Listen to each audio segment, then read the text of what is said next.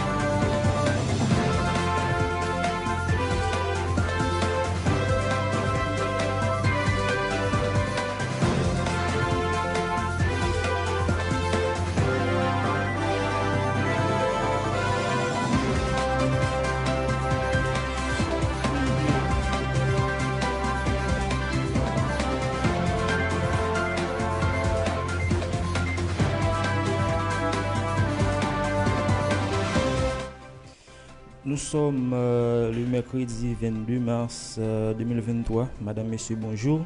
Bienvenue à ce bulletin sportif sur le plan local depuis l'arrêt du championnat national de première division le 30 mai 2021. On était sans nouvelles de Wani Bien-Aimé qui jouait sous la tunique du Tempête FC de Semar. Selon nos informations, il s'est engagé avec une équipe de l'élite du football dominicain Atlantico FC. Wani Bien-Aimé, ancien joueur du Tempête FC, évolue actuellement dans la Liga dominicaine au sein du club Atlantico FC, a-t-on appris auprès de l'arbitre gonaïvien responsable du SINAF, syndicat des arbitres nationaux.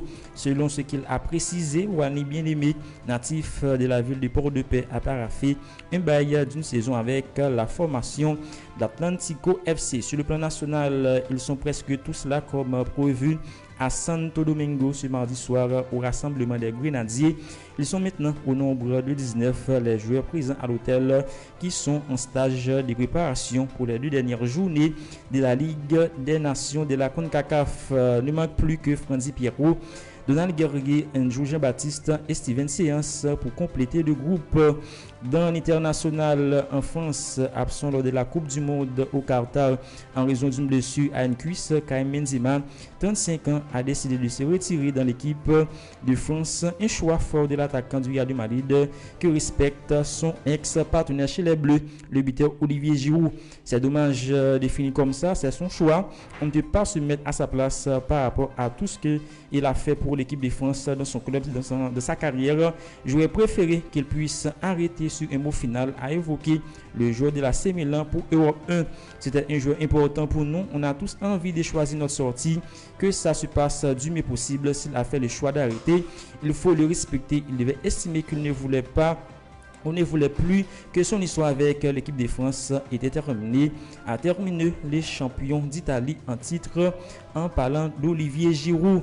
Toujours avec les actualités sportives en France, Teddy Boulendi, 21 ans, joue fidélité à Nice. Même s'il n'a pas toujours disputé le mois de match chez les professionnels, le 3e gardien de la hiérarchie derrière Gaspes Michel et Barcine Boulka a prolongé pour une année supplémentaire, soit jusqu'en juin 2025 avec son club formateur. L'avenir de Lionel Messi, 35 ans, est au centre des débats. En fin de contrat au Paris Saint-Germain, l'Argentin a une offre de prolongation sur la table, mais l'émir du Qatar veut que par règle au plus vite son cas et formule une deuxième offre. En parallèle, d'autres clubs espèrent l'accueillir. L'FC Barcelone ne désespère pas. En Arabie Saoudite, Al Hilal rêve de le faire venir pour répondre à Al Nasser qui a recruté CR7. On évoquait récemment une offre XXL de 600 millions d'euros pour 2 saisons. Une option qui n'envisage pas Messi pour le moment sur le sport. Il souhaite continuer à jouer en Europe et jouer la C1 avant de s'envoler pour une destination plus exotique. À Al Hilal comme Al Ittihad peut donc faire une croix sur la Pulga pour le moment. Le joueur va en revanche continuer à occuper son rôle d'ambassadeur du tourisme en Arabie Saoudite. À seulement 24 ans, Kylian Mbappé a été désigné capitaine de l'équipe de France par Didier Deschamps suite au retrait d'Hugo Lloris. Un choix logique et salué par l'attaquant de l'AC Milan, Olivier Giroud. Je suis content pour lui, il fait le lien entre l'ancienne et la nouvelle génération. Je lui souhaite de prendre du plaisir de guider justement cette nouvelle génération. Il a montré que c'était un leader, ça va lui donner plus de responsabilités, mais il aime ça, il sera différent d'Hugo, a expliqué le buteur tricolore pour Europe 1. En Espagne, Gavi 18 ans et Dani Ceballos 26 ans n'iront pas probablement en vacances ensemble. À l'occasion des deux dernières rencontres entre le Real de Madrid et l'FC Barcelone, les deux milieux de terrain ont haussé les tons à plusieurs reprises. Réunis avec l'équipe d'Espagne, les deux joueurs ont été forcés de s'expliquer par le sélectionneur Luis de la Fuente. Le sélectionneur nous a dit d'en parler et c'est ce que nous avons fait. Tout s'est arrangé. Tout ce qu'il se passe sur le terrain, il faut aller dans la même direction. S'il n'y a pas de bonne ambiance et de bonnes sensations, je ne vais pas courir pour lui et lui, il ne m'aidera pas. Il faut qu'on mette cela de côté. Nous sommes maintenant coéquipiers, a admis le merengue pour Maca.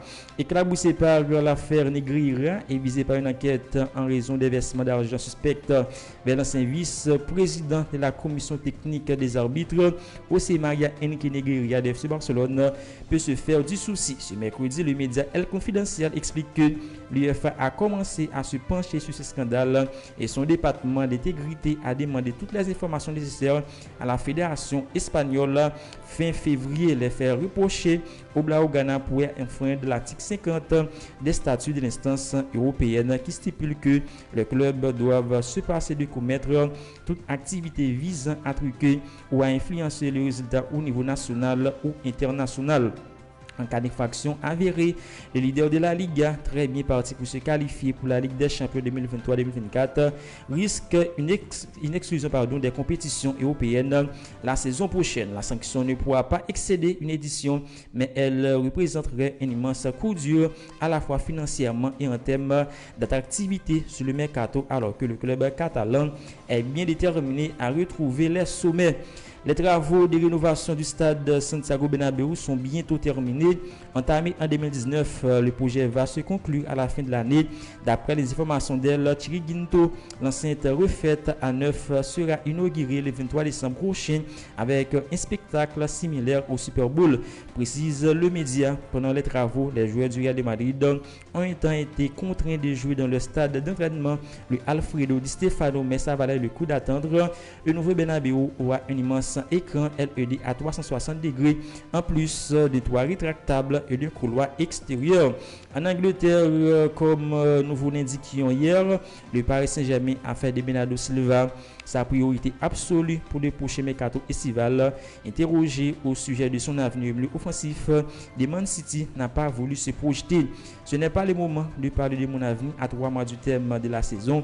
Je suis pleinement concentré sur Man City, a expliqué le Portugais pour Arab News. Les rumeurs et les spéculations ne m'affectent pas. Je fais de mon mieux et ce qui arrivera, arrivera.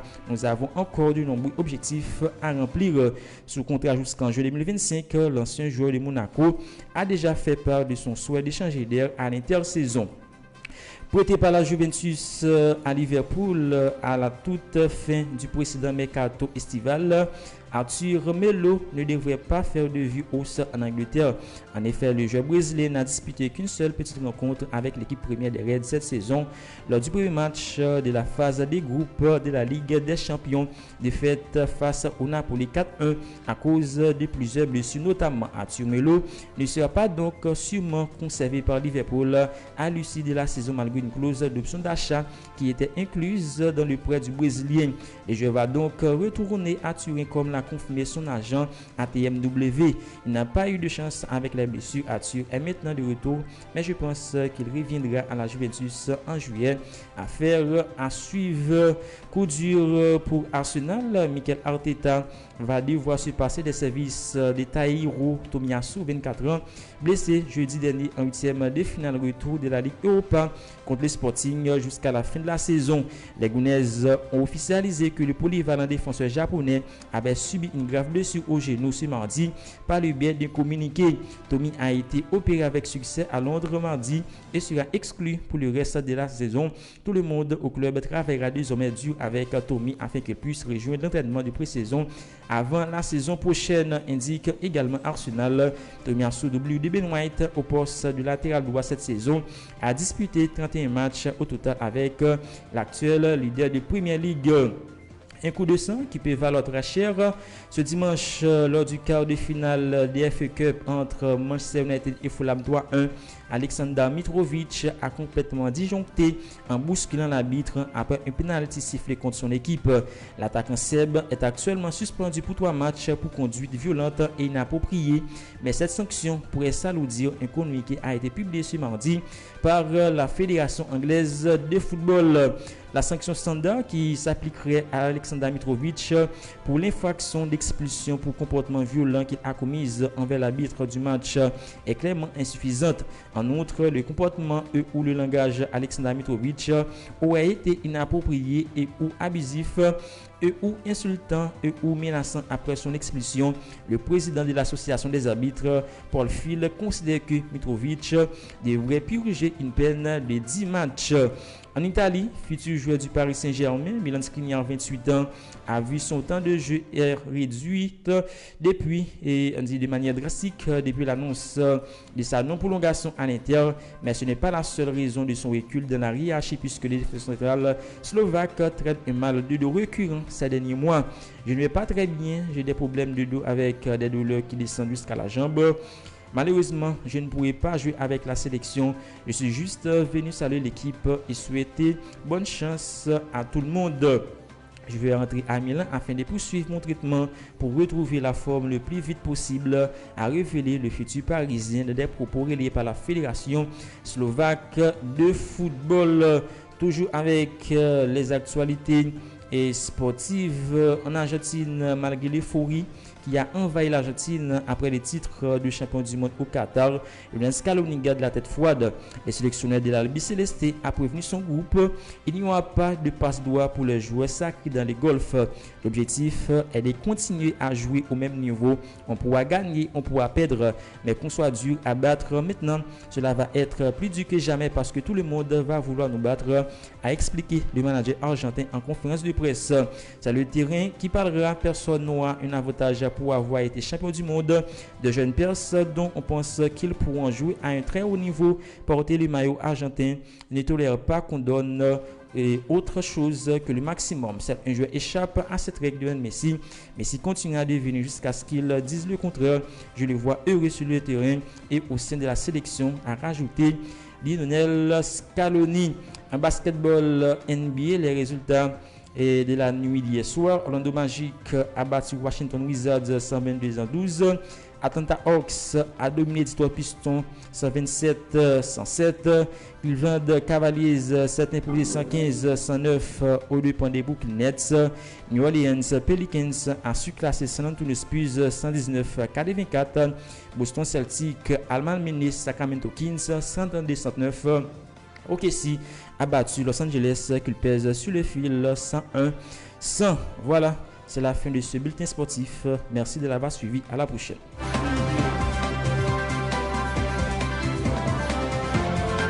Vous avez suivi un bulletin d'information de la radio Toxic FM. Notre mission consiste à informer l'auditoire de manière objective et équitable.